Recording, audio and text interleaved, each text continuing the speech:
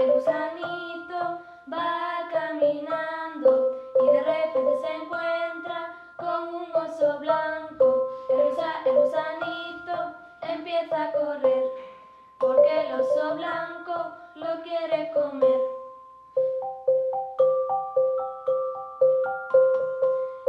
El gusanito escapa del oso y se mete en un agujero tenebroso.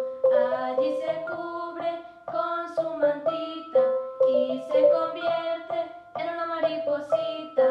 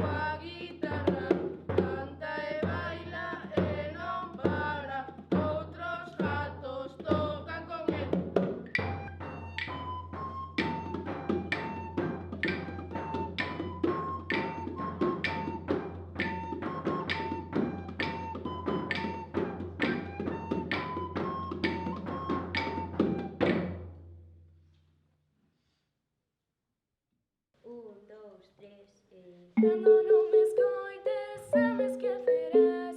Cando ti me usabas, fai tempos atrás. Foi na miña terra, foi no meu lar. Eu xa che falaba, fai tempos atrás.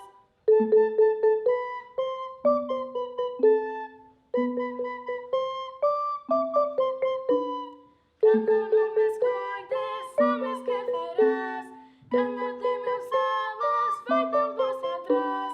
Eu ia correndo para te ensinar unha das cantigas que ian a soar.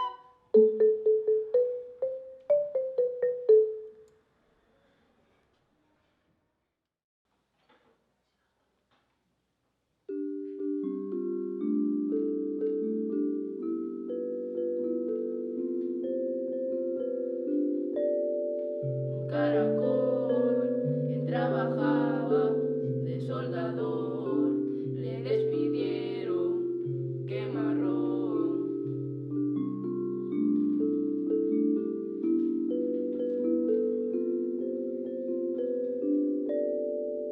La hipoteca no paga y el banco lo desahucia. Un caracol sin casa es babosa, resbalosa.